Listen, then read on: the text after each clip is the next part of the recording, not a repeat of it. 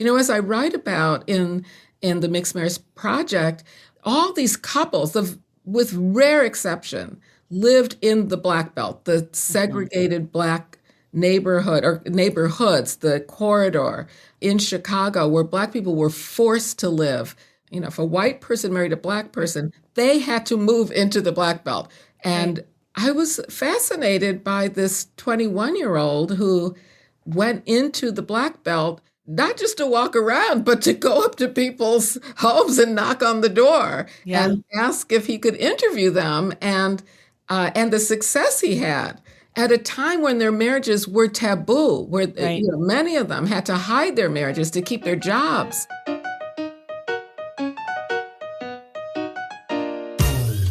Welcome to The Stacks, a podcast about books and the people who read them. I'm your host, Tracy Thomas, and today I am joined by sociologist, law professor, and award-winning author, Dorothy Roberts. She is here to discuss her brand new book, The Mixed Marriage Project, a memoir of love, race, and family. In this powerful memoir, Dorothy recounts her experiences growing up in an interracial family in 1960s Chicago and explores the ways her parents' marriage and their dedicated research on interracial relationships helped to shape her understanding of her own identity. Today, Dorothy and I talked about how discovering her parents' research helped change her relationship to them, about the language of interracial relationships, and the ways they have changed over time. Our book club pick for February is Indigo by Beverly Jenkins. We will be discussing the book on Wednesday, February 25th with Jasmine Guillory. Everything we talk about on each episode of The Stacks is linked in our show notes. And if you like this podcast, if you want more bookish content and community, consider joining the Stacks Pack on Patreon and subscribing to my newsletter, Unstacked, over on Substack. Each place offers different perks, like community conversation and virtual book clubs on the Patreon, my writing and hot takes over on the Substack. Plus, in both spaces, you get access to a monthly bonus episode. And your support makes it possible for me to make the Stacks every single week and to make it free to all. So to join, go to patreon.com/thestacks and check out my newsletter at tracythomas.substack.com. Now it's time for my conversation with Dorothy Roberts.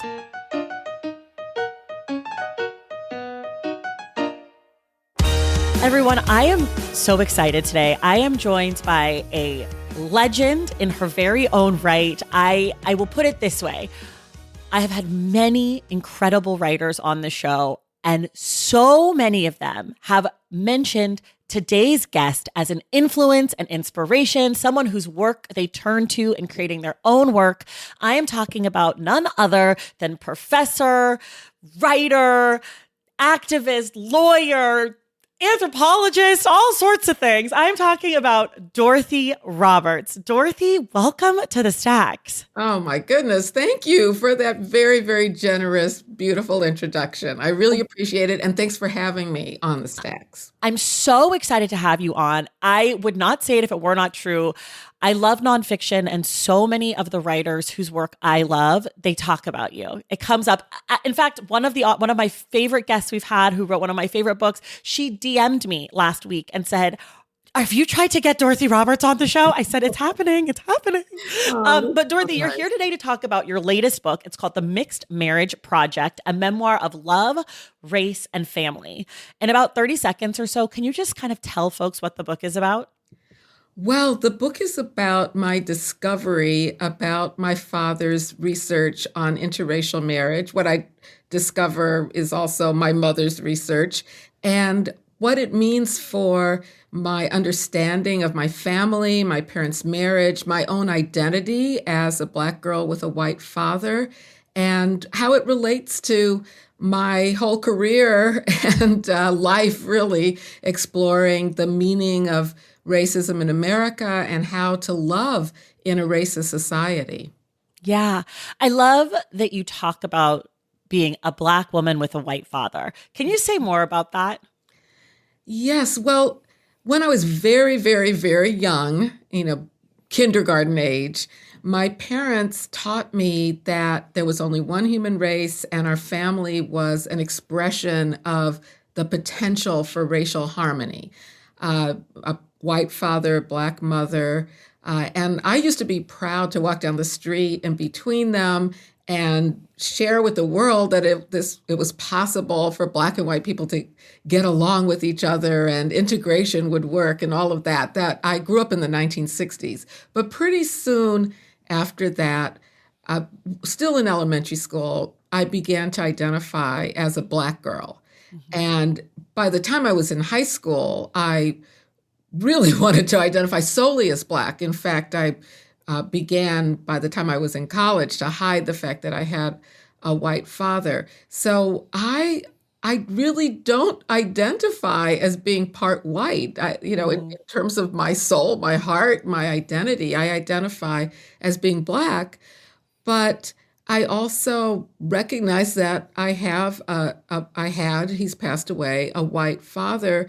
And this is something that I really came to grapple with as I was writing my memoir, that he is an important part of who I am. He helped to make me the Black woman I am today. And so I want to acknowledge that I have a white father, but my identity is as a Black woman. Yeah, I think that's really interesting. I also have a white parent. Hmm. Mine is my mom, which I do want to talk about the dynamics Yeah, therein of yeah, which parent is white, because I think yeah. that's like a whole thing. It sure is. Um, I broached the topic, but I didn't want to speak for Black yes, people who have a white mother. right. I know that it is very important to me that I have a Black mother. I'm positive that that helped to shape my identity, and I think it would be different if I had a white mother instead.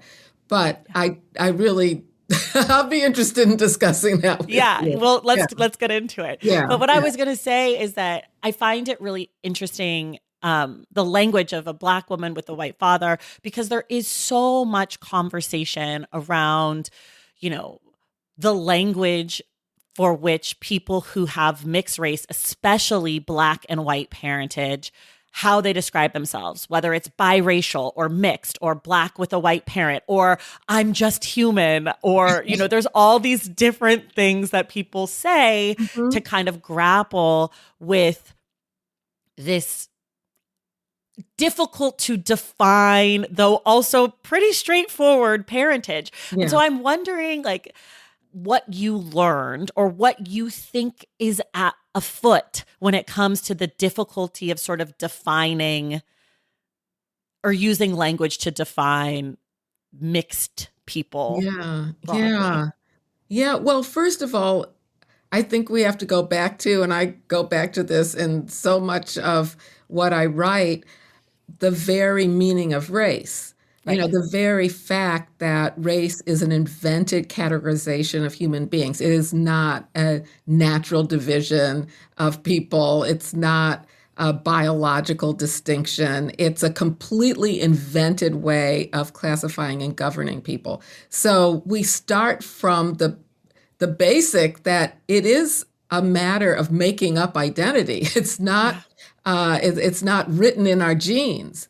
And if anything, if you have parents of a different race, it's already a problem for categorizing people Yeah. into races. So that whole history of the meaning of race and the significance of race is the backdrop to figuring out how to identify if you have parents of different races. And it's also interesting that most Black people probably have mixed, in America, Sure. I should say, have Yeah. mixed ancestry. So it's, but there's something that's considered different if you have a parent of different races. So there's that. And then there's just all the baggage and politics that goes along with what it means to have this combination of races in your ancestry, uh, because partly because Black people in America are defined as Black if they have any discernible African ancestry. So then you have this option of identifying as Black as the society defines you or as something else. There's also the fact that you are very often, if you have parents of two different races, raised by them. You love both of them. They both contributed to to who you are, to your values, to your experiences, to your memories. And so how do you account for that personal connection in the midst of all of this politics? And so it gets complicated. I mean, there's also the question of how are people of mixed ancestry viewed, and that's changed across the centuries. It's different in different communities. It's different for different people. For some people, there's something special about having some European ancestry. Something Right. I write in the book. I really can't stand that. I think it's part of the reason why I've been so averse to identifying as having European ancestry as part of my identity, because Right. I so hate this idea that Right. somehow whiteness improves on blackness. Yeah. There's that, and then there's the long history of white supremacists not wanting people who could pass as white but were really black, in those terms, to get white privileges or white entitlements or the rights of white people. And then there's the whole tragic mulatto trope of, Sure. the idea that children who have parents of different races won't fit into one or the other, and they'll be banished or exiled or demeaned by both white people and black people, and they'll have psychological and social problems because they don't fit. And I'm not trying to put down people who feel that way or people who feel they want to identify as mixed or biracial. Uh, that just hasn't been my experience. I Mm. I never had the experience, maybe because to me, I look so black. I don't know. I mean, to me, I don't think you could tell that I have a white father. And here we go again with this question. My mother is a dark-skinned black woman, and I have always very closely identified with her. Even the way I think about myself, it's kind of weird, but that's how I think I have an image much closer to my mother than my father of myself. Right. I just have never felt torn between being Mm. black and white, there's a Langston Hughes poem that's about that, and then of course the tragic mulatto who can't really identify with either race. And that was the dominant view even into the 1960s. Right. What I find so fascinating about this book and the story as it sort of unfolds is you start us off with these boxes that have your father's documents that you've sort of carried with you. You didn't know what was in them. You open these boxes and you discover these interviews. I think the first one is 1937. Yeah. And it sort of hits you as so many things do, I think, when we grow up from our parents, where we're like, I remember talking about this a lot, but I had no idea the scope, right? You sort of think this interview from 1937 can't possibly be an interview from 1937. It has to be that's when they got married, because that would make sense to me. Hmm. But as you dig in, you realize that your father had Robert Roberts, Yeah. which I love, Bob, well, as he's called, but also Robert Roberts. What a great name. Yeah. He's been doing this research for years and years before you're born, for years and years before your mother. And all of a sudden, you sort of have this moment of like, I think I misunderstood the information as it had been told to me. Yes. And you decide just to read through it all. When you sit down, you do not decide to write this book. You just say, I'm curious, and also maybe a little bit of like, I sort of owe it to myself and my family to know what dad was up to. Yeah. So Yeah. at what point do you realize I am Dorothy Roberts, writer extraordinaire. I'm going to write my own project? Because your father, I guess I should say, your father was planning to write a book with all of this, and he never did. He had a book deal with Simon and Schuster, fell through. He had a book deal with Putnam, fell through. He had some interest from some publishers, some academic publishers. Yep. It never happened. Never. So you, Dorothy Roberts, say, okay, I'm going to write this. When did you know you had a book? Yeah.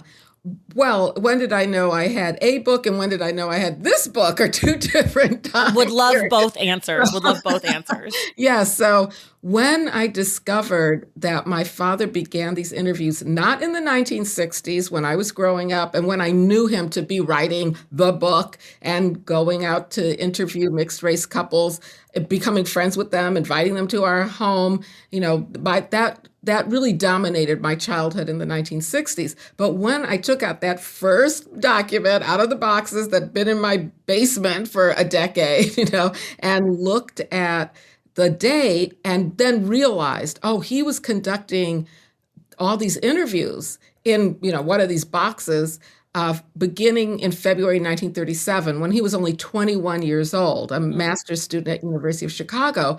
And as I, flipped through them and saw, my goodness, I have over 500 interviews here going from the 1930s to the 1980s with marriages that spanned the late 1800s to the late 1900s. So 100 years worth of interracial marriages in Chicago. So of course, I'm now at Penn. I'm a full faculty member of the sociology department, and I've had a career writing about race and sex and family relationships, right? So I wanted to write the book he never finished. That was my first thought. But then when I started reading the interviews and saw my father's, and then learned that my mother was involved also in the 1950s and saw their notes that accompanied the transcripts, I started to get fascinated with their relationship. Right. All these questions. How did my father, a white kid basically, from a segregated white neighborhood in Chicago, raised during the time of the race riots in Chicago. Right. He was born in 1915. The big Red Summer race riot in Chicago was in 1919. He was interviewing Black and white people, Black and white couples during that period. So that alone, not just how fascinating those interviews were, but my fascination with how he got interested in this. And then I start to read about him dating Black women. Again, long before he even met my mother, I thought he got interested in this topic after he met my mother. Because of your mother, essentially, because of their relationship. He falls in love with a Black woman and he becomes interested in interracial intimacy and interracial marriage. No, I find out in his 20s, he was already, I write about a party he went to where he brought two Black girls with him. I'm like, whoa, this is not the man I knew. And then my mother gets involved as his student and research assistant in the 1950s. I didn't know my mother was involved in this project other than supporting him while I was growing up. And I was just fascinated by her as well. She was born in Jamaica. She left Jamaica to go to Liberia in her 20s, and then she comes to the United States. I don't know how she did it, but she was like this elegant, glamorous woman who fit perfectly into my father's academic circle. So I was fascinated with her story as well, which comes out in her notes in the interviews. And so as I'm reading this, I'm thinking, oh my goodness, I have to write about their project. And the challenge was, how do I write about them and the interviews, the couples that they interviewed, and myself all in one book. But that's what I decided to do, to write more of a memoir that also tells the stories of these couples in the 1930s, 50s, and 60s. One of the things that happens early in the book, it's maybe like in the first quarter, your dad is interviewing his first couple, and the husband says, when you write this book, can you make sure it's not boring and dry? Can you kind of like amp it up? Can you make it fun? Can you make it for the people? Don't make an academic book, right? He's like, keep it loose, keep it fresh. Yeah. Yes. And, it made me think about you and your other books, because you Killing the Black Body, Torn Apart. These are books that I have read, that I have appreciated, that I have sort of struggled through, thought through, that I know are so important for people who are in academia. I know that the work that you have done has changed the way that we talk about race, class, the child, I don't want to call it welfare system. Yeah. Police, we call it family policing The system. family policing system. Mm-hmm. And also, I am not an academic, and I could read and understand your books, and they are compelling pieces of writing in addition to being important texts for, all sorts of people on different sides of these issues. So I guess the question is, how did you approach writing this book that is very much not an academic text, that is very much a personal text, that is very much a book that does not have the aspirations, I don't think, to do the same kinds of things that your other researched work does? Now, so first of all, as you're saying, I always try to write in an understandable, approachable, passionate way. So it wasn't as if I had to now completely change the way that I write, and I also try to be clear in my writing. I don't like a lot of jargon and that kind of thing. But I knew that this was a different kind of book that I've written in the past, right?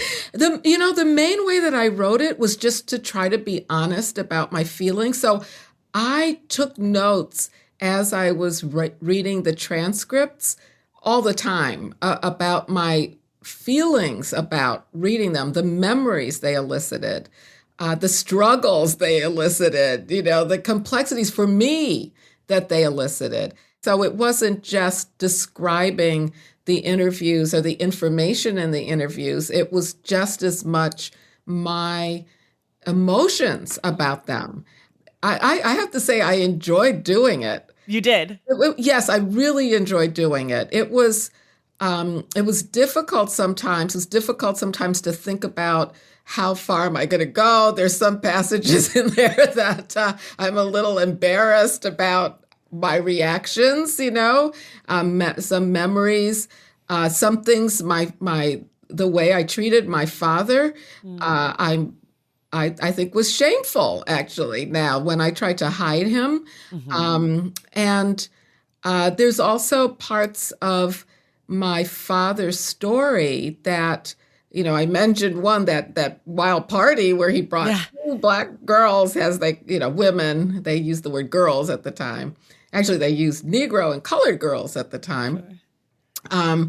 My sisters did not want me to include that chapter. I sent my sisters the chapters as I finished them so they would know, because it's their story too. Their story too.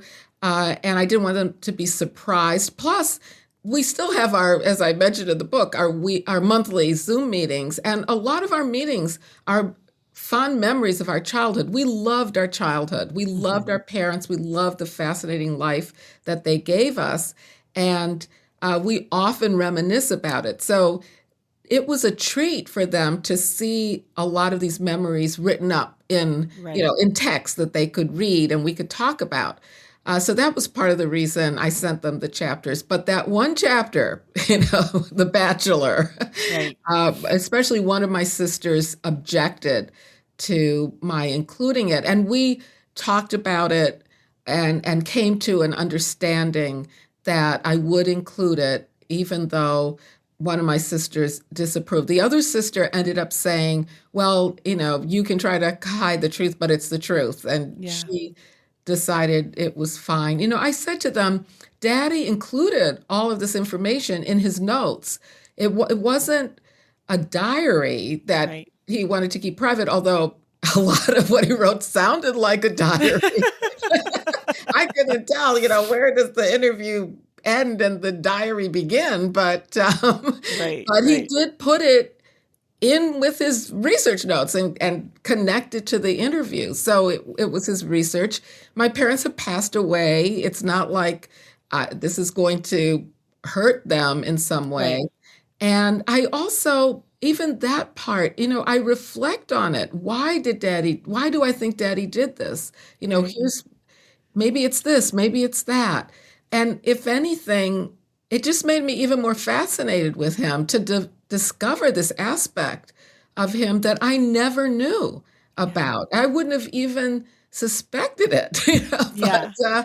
I it it added to the kind of free spirit he had, Hmm. that comes out in his conversations with members of the Communist Party, and his even his willingness to go into the black belt. As I write about in the Mixed Marriage Project, all these couples, with rare exception, lived in the black belt, the Hmm. segregated black neighborhood or neighborhoods, the corridor, the area in Chicago where black people were forced to live by uh, restrictive covenants and other real estate practices, housing policies, and mob violence. And so if you married a black person, if a white person married a black person, they had to move into the black belt. Right. And that kind of blew my mind because I'd never thought about white people living in the black belt. But there were these Right. hundreds of couples over the years living there.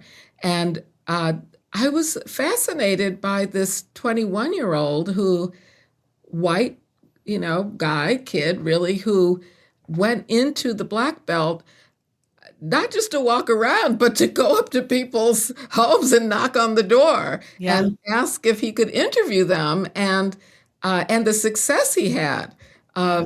of all these couples letting him in and telling him these extremely private, intimate aspects of their lives at a time when their marriages were taboo, where Right. many of them had to hide their marriages to keep their jobs, to be safe in the street. And that was just fascinating. And so these other aspects of his experience and his life that maybe my sisters might be a little embarrassed about. My mother, as my sister said, she'd be mortified to know that we knew about it. Right. Um, I think that's just, to me, part of the kind of experimental and exploratory, free spirited personality that he had. Yeah. And of course, which, he shared with me. That's, I think, part of why I've been able to challenge the status quo, why I've felt free to write about the violation of Black women's childbearing, for example, and Yeah. their Black women's resistance to it. Where did that came partly from him. Yeah. Yeah. And I want to acknowledge that. I don't want to hide that. I don't want to dismiss it. It's an important part of me. Yeah.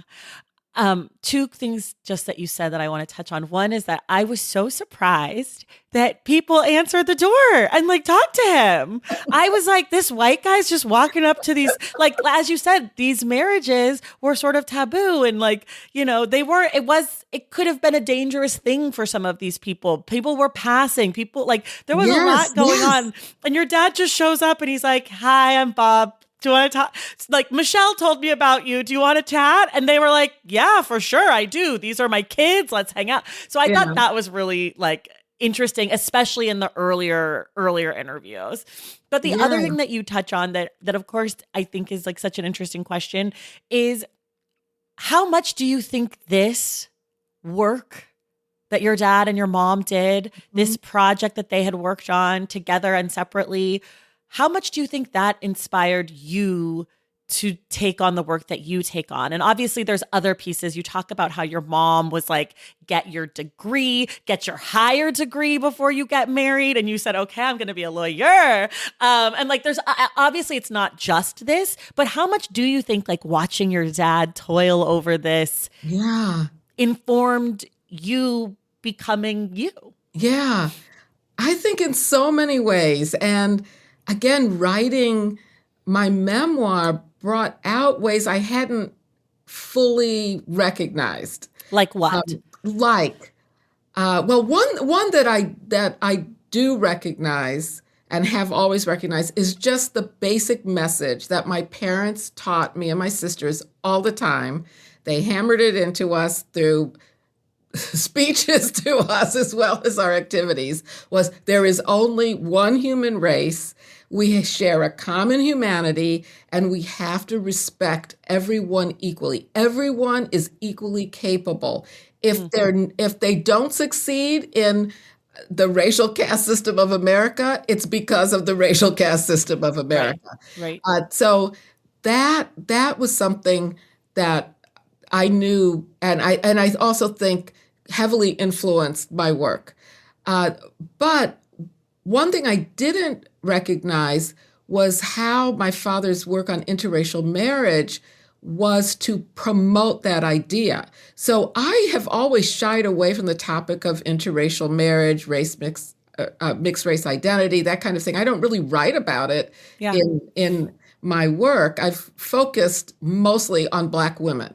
Yes. And so I came to realize that at bottom, even though I disagreed with my father about what interracial marriage could do, he thought it was the answer to racism in America. And, from the time I was maybe 10 or so, I disagreed with him. As I said, when I was in kindergarten, I used to believe in it. But by the time I could read for myself, and think more critically, I disagreed with it.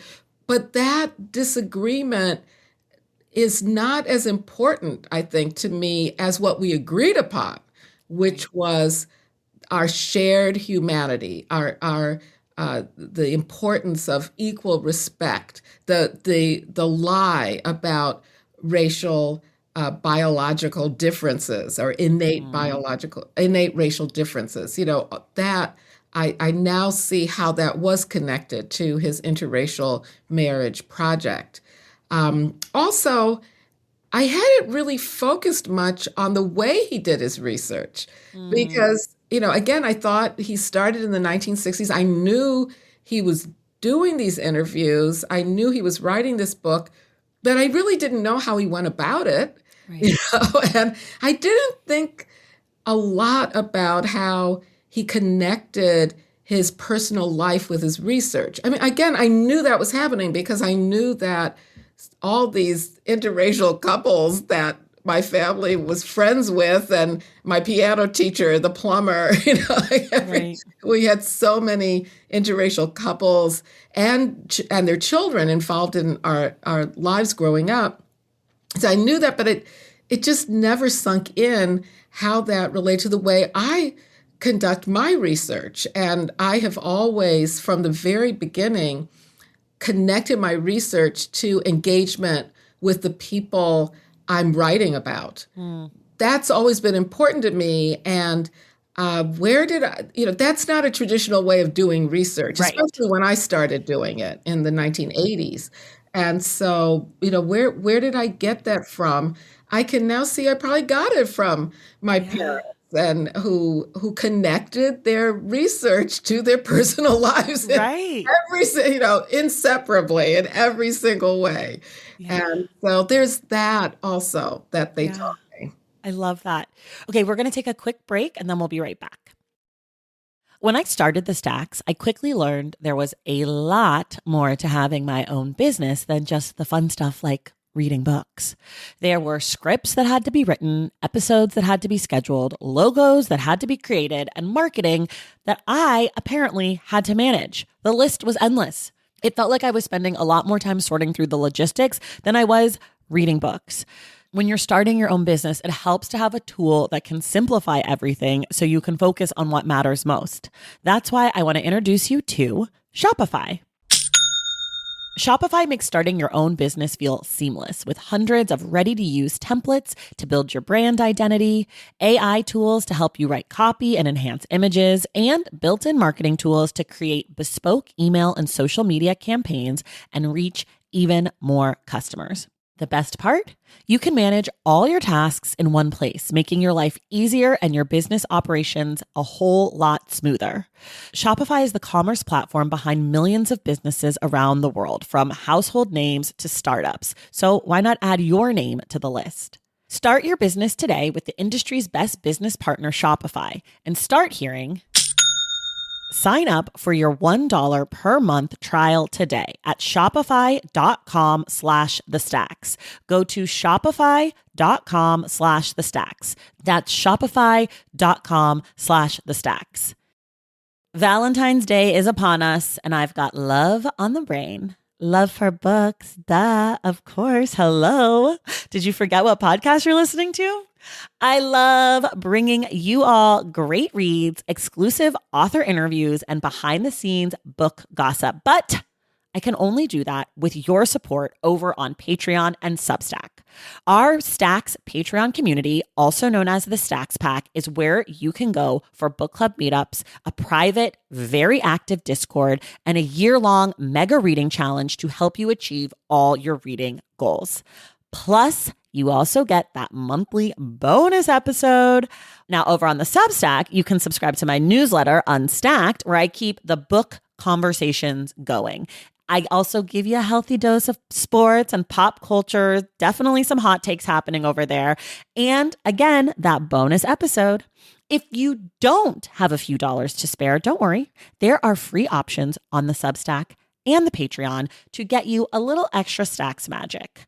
Making this podcast is a total team effort, and by supporting my Patreon and my Substack, you allow me to support my amazing team that makes the show possible every single week. So if you or your friends are looking to meet other book lovers and support this indie podcast, come hang out with me on Patreon, Substack, or both. I would love to have you. And since we're talking about love, you can gift subscriptions to the Patreon and the Substack for that special reader in your life. For the Stacks Pack, head to patreon.com/thestacks. And for the newsletter, head to tracythomas.substack.com. And also, there are links to both in the show notes. Okay, see you in the Stacks. Okay, we're back. I want to talk. So I was born in the mid-1980s in the Bay Area in Oakland, which, I've always known that being mixed in the Bay Area in the 80s was like a thing, right? That was like very in vogue at the time in the place. Yeah. All of my friends are mixed, almost all of them. All of my parents' friends were mixed marriage project, could have been mixed marriage project participants. Yeah. But what I was thinking a lot about as I was reading your book is like, this book is so firmly rooted in Chicago. That's where your dad grew up. That's where you grew up. That's where everyone is from. And it made me think a lot about sort of the ideas that a place might tell us about ourselves and a time, because, by the time I'm born, these interviews have pretty much stopped. It's done. And one of the things that you've talked about, that your dad talked about, was sort of this idea that like interracial marriages he was optimistic about them, optimistic about what they would do, what the children could be. And that is the world in which I was raised, right? That my dad didn't buy into that, but that was sort of the idea. If there's enough mixed kids in the world, like, we'll have racial harmony, we'll get along. Yeah. And I was definitely older than you were when you realized that maybe that wasn't true. But at the same point, I don't think I ever fully bought into it. I don't think I really understood what it was even saying. And I think, like, I don't know, as I was reading this book, I was thinking a lot about, well, what do I believe? Do I believe that mixed kids can save the world? I certainly do not at my big age now. But I think there was a period where that felt like a real concept that made logical sense. That's how I'll phrase it. I don't think it ever made emotional sense. Right? Like, I don't think it ever felt right, but I think I could follow the strands. And I think this sort of ties back into the parent that is Black. Yeah.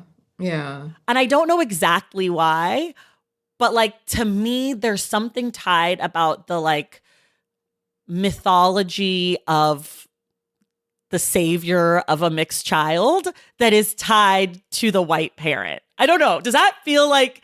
It does. Now, all of the things you're talking about, I can relate to in one way, but also, or another, let's say, because In my case, Sure. again, raised by a dark-skinned black mother who I closely identified with, she was my role model for a girl and a woman. So Yes. I think that that makes a difference to how I identify. Also, I my hair was always kinky, Right. that I think that, and she refused to straighten our hair, mine or my sisters. My sisters, by the way, are twins who are only a year younger than I am. Right. So we're And I'm a kind of twin like mom, siblings. by Oh, the way. wow, Yeah. wow. Well, someone in one of my children or grandchildren will probably have twins. Yeah. Yeah, Yeah. yeah. So that made a difference, but the underlying question though about what can interracial marriage or interracial intimacy more broadly and mixed race children, what can they do by themselves to Yeah. contest racism? And I think I realized it earlier than you did. Yeah. I think so. That in terms of age, that it wouldn't work, but partly because of where I was. I was growing up in Chicago in the 1960s. I grew up in a neighborhood, Hyde Park, Kenwood, where there was lots of civil rights activism, and and my father also, again, was studying racial caste in America, Right. and specifically proving that the racial caste system existed in the North, including cities like Chicago. So even though he believed that interracial marriage could solve the problem of racism, he was very much aware of the racial caste system in America. So he never presented this rosy view that it would be Right. easy to end Right. racism, or Right. that a biracial or mixed race child in and of herself Right. could transcend racism, or love transcended it. No, he understood it would take work to do it, that this was a powerful system that divided people. But he thought that because it was just a made up system, it could Right. be overcome by people getting to understand that this was a false division between them. Yeah. I think San Francisco is probably an example that my father would use with me to prove that if people were thrown together, they would start to realize that these racial divisions weren't that important Yeah. and marry each other, and have children together. Yeah. Chicago was a deeply segregated neighborhood, city. It still is. Yeah. But at the time I was growing up, the Black Belt was still there. It was Yeah. still there. It was still being enforced. When Martin Luther King came to Chicago, he was set upon by white mobs, Right. in the 60s. So San Francisco's different because it has a different kind of vibe. It's Yep. not, it's not it's segregated, but not in the Yes. same way It's as different. Chicago. It's not as like rigid. It feels more like, oh, we just happen to be in the same Yeah. neighborhood, as opposed to like you're gonna stay Yes. there. And I think also, my father used to give me the example of Vermont in the 60s. Vermont had the highest rate of interracial marriage in the country. And he said that's because if you're a Black person in Vermont, you don't have a lot of options to marry a white person. And I think that might mirror somewhat the situation in San Francisco, at least compared to Chicago. Sure.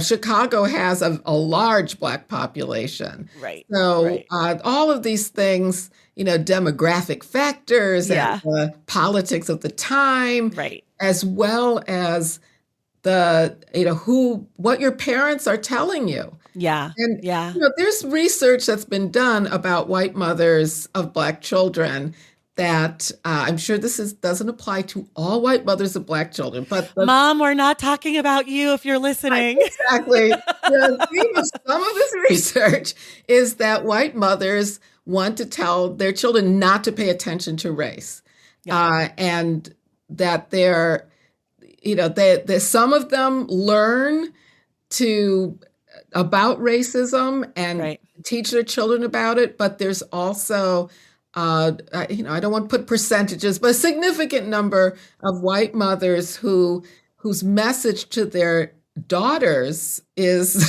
especially, is you're like me. Right. I'm not gonna. I don't notice that we have a racial difference. Right. And there's an article, I believe it's France Windance Twine, who is an anthropologist, who wrote an article about uh, Black girls who have white mothers and their experiences when they go to college and discover that white boys don't treat them like white girls, and how hurtful it is to them. Yeah. It's so interesting. So my dad was much older than my mom. He was born in 1935 in Louisiana. Wow. Yeah. So, and his family's part of the Great Migration, as I'm sure I know you know about. You talk about in the book. And one of the things that I thought was really interesting, I mean, not that I thought it was interesting, but that I remember so specifically is my dad would always sit me and my brother down and be like, you guys aren't white. Just want to let you know, you're not like those other white kids. And like, that was his refrain. Yeah. And my mom, to her credit, she is white. She is Jewish. She was raised in an extremely progressive family. Her sister was appointed by Clinton and Obama, and we were a political family. And so I think by nature of, they both, my mom and my aunt went to Cal, and by nature of the time and the place, like that, she is different in some ways, but also my dad took very seriously the job of reminding us at all times, you're Black. Yeah. You're mixed, but like you're Black. Like I remember learning about the one drop rule so young in a way that when I think back on it, I'm just like, this is crazy that like we live in a world where you need to tell a 5-year-old about like laws from slavery time for them to understand themselves in the world, which of course you do. You do, but like, they still apply. People right, still they still apply. No, of course you do. But it is crazy to sort of think about being like, this law from 1662 is relevant to you in 1992 as we sit down at the dinner table. But I do think like it's so easy and comfortable to believe that mixed marriages or mixed children are a solution in and of themselves, that parents in those situations have to actively engage with the opposing view, right? And I think, to my parents' credit and obviously to your parents' credit, they did do that work. But I think that's why a lot of people are sick of mixed people. I think that's why Drake gets dragged every day because they're sick of our shit. Well, that's true because there are, oh boy, this is so touchy. But come on, we've all been around those mixed children who act as if they're special. Yes. And I think when I was younger, I was one of those kids. I think it takes an effort to fight it because they're like, I mean, to your point earlier, to the talk you talking about history. Yeah. The history needs us to believe that we are better because that reinforces the white supremacy that is in our blood, quote unquote, right? Like, so like, if you don't fight it, if you don't learn about it, it's easy to believe it because who doesn't want to be special for whatever reason? Oh, that's so true. And that's such an important message for this day that if you don't teach children certain things, they're going to have the wrong understanding of race and racism in America. Correct. That's why I know this is a different topic, but it's all connected. It's so important to continue to teach everyone, every child, with different emphases for different children about the long history of racism and white supremacy in America. Otherwise, you cannot understand why our society is structured the way it is today. Correct. And you might get the wrong impression that the right. reason why there's so many powerful white people is because there's something special about them. Right. And so we know it's not true. It's super important. I just wanted to emphasize also that, throughout the interviews from the 1930s to the 1960s, which I cover in my memoir, there were a lot of different approaches to Yes. this. So Yes. there's even in each decade, there were some white women who ended up saying, I wish I never married this Right. Negro man because I didn't realize, these are immigrants from Europe. Right. I didn't realize I'd be discriminated against like this. Right. I didn't know I'd have to live in a Black community. I Right. love my husband, but I didn't mean to live around Black people. Many of them were like that. There were other white women who immigrated who said, I'm now part of this Black community. Yeah. These are my people. Right. And and that was the same in the 50s and then in the 60s also. Yeah. There were some people who said, I married someone of another race because I'm part of the civil rights movement and I want to, as one wife said, they want to integrate their marriages to show that you can integrate America. Right. And then there were some civil rights leaders, which I was so surprised that my father and his students were interviewing these major civil rights leaders in Chicago, Black men married to white women, who talked about how there were people like Malcolm X who criticized them for marrying a white person. So, there are just so many different ways of approaching this question of interracial intimacy and marriage and identity. And there's just, it's not uniform at all. No. Can I ask you one legal question? It's Sure. really small. But in the book, you talk about the way that it was codified into law that the race of the child went through the mother because of white enslavers raping Black enslaved women. And that it logistically, the only way to make this work is that if these kids remain property. Right. My question is, was that ever challenged by a Black man and a white woman having a child? Did that ever come up in the courts? Well, there were challenges to classifications of Black people as Black. Right. Certainly. That's kind of what I mean. Did Black men have children with white women and try to say, oh, our kid is white?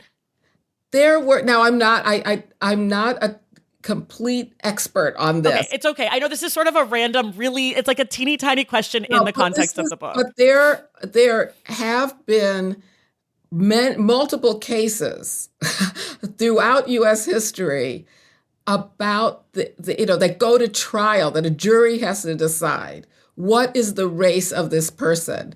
And typically it's someone who has been identified as Black who wants to identify as white. I mentioned in the book Rhinelander versus Rhinelander, a case out of New York in the 1920s, where a white husband sues for marriage fraud because he says he was tricked into believing his wife was white when she's actually Black. Right. So this question of what is your actual race, is just a long-standing one. And why does it go to trial? Why do people challenge this? Because they know that if you're classified as white, that comes along with all sorts of privileges and benefits and entree into spaces that are denied and opportunities that are denied to Black people. And so, yes, there's a whole history of challenging that. So something that I ask everybody who comes on the show is, how do you like to write? How often? Where are you? Do you have snacks and beverages? Do you listen to music? Can you set the scene for us? Yeah. Well, I'll tell you, I don't listen to music. Okay. I need absolute peace and quiet. So I write in the room I'm sitting in right now. I have my own study. Something I learned from my father also. Interesting now that you mentioned it. He had a study up on the third floor of our big house in Hyde Park, Kenwood. And he actually locked the door and he would go in there, close the door. We weren't to disturb him. As I mentioned, I would sneak in when he wasn't there. But I like to have my own private sanctum. I'm surrounded by books. Let's see, books Yes. everywhere, books everywhere.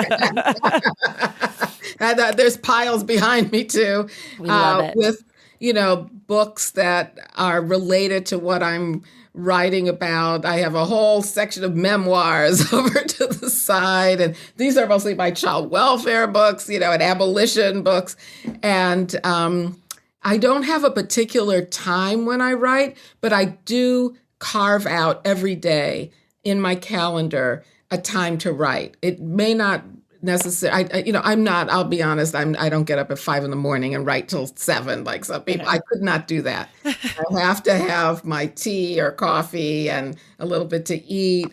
Read the paper. I like to say, if I can, I like to ease into the morning. And then, but I'll have a block of several hours. I try. Sometimes I don't succeed, but to write. And I like to write in this room, in my study, and I keep the door closed. My husband says, "Why do you always keep the door closed?" I don't know. I like to feel enveloped Yes, by you have to like set the boundaries of your space. Yeah, and just surrounded by books. And What about snacks and beverages? I'm now into seltzer water, fizzy water. So I'll probably have a can of fizzy water. I ran out. I have a glass of water, but I ran out because of the snowstorm. Oh, right, of course. Yeah, but I usually have some fizzy water, and I suppose at some point, if I get hungry, I like to eat almonds. Okay. I always have a bag of almonds in my kitchen, and I'll go down and get a bag of almonds. And you're digging deep into my. I love it. I now I've just discovered pitted dates, which I know are just too sweet to eat a lot of. So I might cut up a couple of them, like to mix them with the almonds. And then my other guilty pleasure is blue cheese. Now you're talking my language. Sometimes I'll put some pieces of that in there, and that would be my snack. I love it. Yeah. And then you are a MacArthur genius. So this question is going to hit extra hard. Uh-oh. What is a word you can never spell correctly on the first try? Genius. What is it? I don't know. Or are you a good speller? I'm a pretty good speller. Oh, I knew it. That comes from my Jamaican mother. Okay. My Jamaican mother, who went to a British school in Jamaica, but, British themed school. And she, oh my gosh, she was great at spelling and Scrabble and all of that. But I'll tell you, okay, so here's something. Okay. I narrated the audiobook. Yes. And at the very end, the last page of the book. So here I've gone through 5 days, 10 a.m. to 6:30 p.m., long hours of narrating this book. And we're on the last page, got the director in the next room. And I say that the biological concept of race, something like that, has caused incalculable harm. But every time I said it, incalculable, you couldn't get it out. And it was like, we only have, 5 more minutes to finish this audiobook. Will you please? So finally she said, just stop, Dorothy, stop. Say the word. I want you to understand that you are capable of saying this word. So I said, incalculable. But it's very hard. Incalculable. Okay, we'll count it. And then I just have 2 more questions for you. One is that for people who read and love the Mixed Marriage Project, what are some other books you might recommend to them that are in conversation with your work? Oh, Imani Perry's South to America. Isabel Wilkerson. I probably quoted her more than anybody else in this book. Isabel Wilkerson's both Caste but more so the Warmth of Other Suns. Yeah. Kiese Lehman's Heavy. Yep. I relate to that because it's such an honest, open memoir about growing up and about race and identity.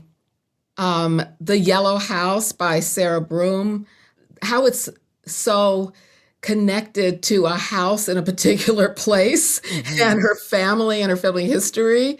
That connects to my memoir, which is also so connected to Chicago and during my childhood, this particular neighborhood of Kenwood in Chicago. Yeah. So those are some. Those are There, great there are recs. others, but let me Negro Land by Oh, Margot Margot Jefferson Jefferson. also, because it's about racial identity and growing up, and those kinds of themes in in a particular location. All of that is Yeah. another one. Okay, last one. Mhm. I think I know what you're gonna say, but I'm Okay. gonna let you do it anyways because I ask everybody this one. So this is like a signature question. Yeah. If you could have one person, dead or alive, read this book, who would you want it to be? Well, I'll tell you the name that just comes to mind, and probably so many people, maybe you guessed Toni Morrison. Oh no, I was gonna say your dad. Oh my gosh, that's right. Oh, But Toni let me Morrison take it does back. come up Let me all the take it time. back. You know what? Because I'm thinking authors. I'm thinking Yeah. No, it could be authors, anybody. and she's the author, I Yes. admire the most Yes. of anybody, dead or Yes. alive. But oh, absolutely. Oh, thank you. You must include this in my answer too, I please. will. I will. Yes, But my you father. misunderstood the question. You I taught did, a because narrow you had version. my mind was on authors, Yeah. because Yeah. you had just asked me a question about books, but absolutely, my father. Yes. Oh, so much of the book, I'm guessing at what my Yes. father thought, even though he left so many notes. Thank goodness he left the transcripts. He left 25 boxes of papers that I haven't even finished going through. Right. Right. But so much of it just raise more questions for me. I'd like to know, like, Daddy, when did you first meet a black person? And Right. tell me more about how you got interested in dating black women. Like, how did Right. that happen?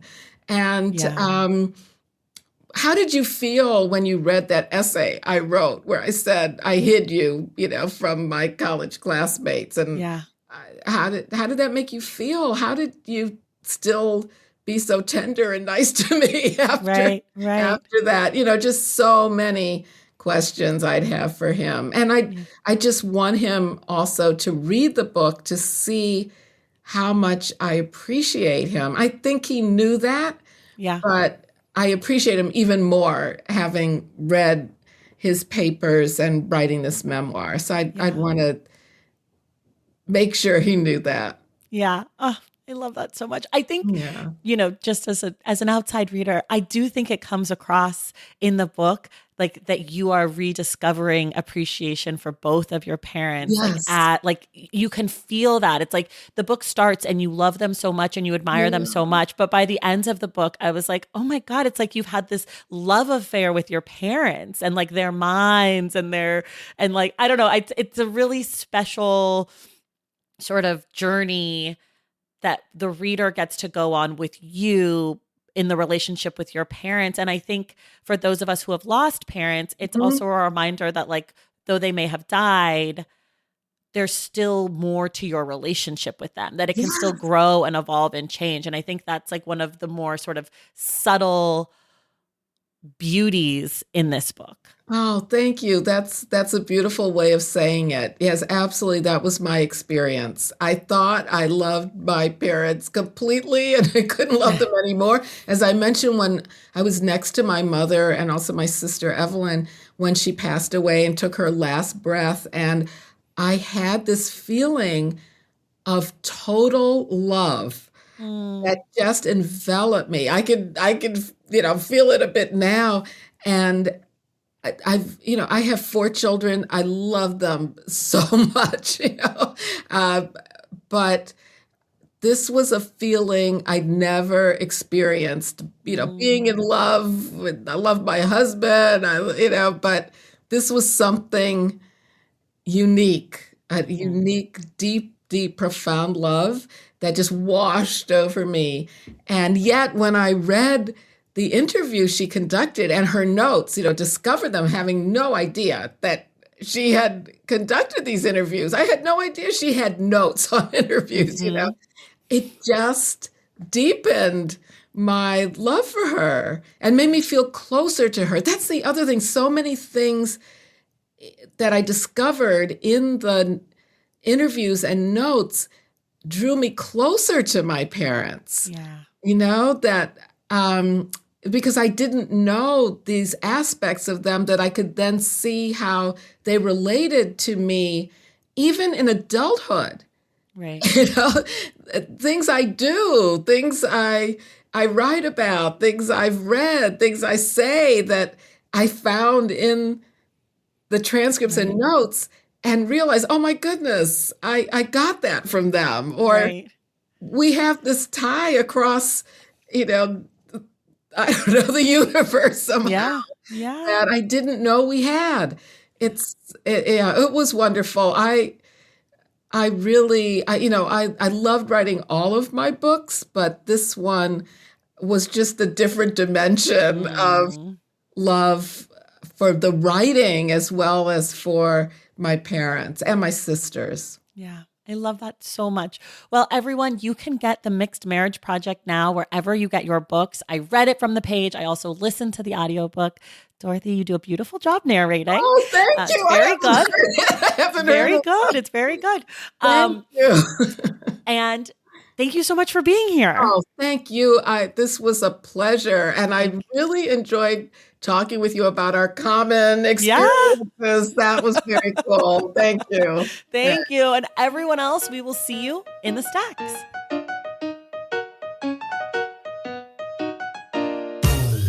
Thank you all so much for listening, and thank you again to Dorothy Roberts for being my guest. I'd also like to say a huge thank you to Joanna Pinsker for helping make this episode possible. Our book club pick for February is Indigo by Beverly Jenkins, and we will discuss the book with Jasmine Guillory on Wednesday, February 25th. If you love The Stacks, if you want inside access to it, head to patreon.com/The Stacks to join the Stacks Pack and subscribe to my newsletter Unstacked at tracythomas.substack.com. Make sure you're subscribed to The Stacks wherever you get your podcasts. And if you're listening through Apple Podcasts or Spotify, please leave us a rating and a review. For more from The Stacks, you can follow us on social media at The Stacks Pod on Instagram, Threads, and now we are on YouTube. And you can check out our website at thestackspodcast.com. Today's episode of The Stacks was edited by Christian Duenas with production assistance from Sahara Clement. Additional support was provided by Cherie Marquez, and our theme music is from Tigirigis. The Stacks is created and produced by me, Tracy Thomas.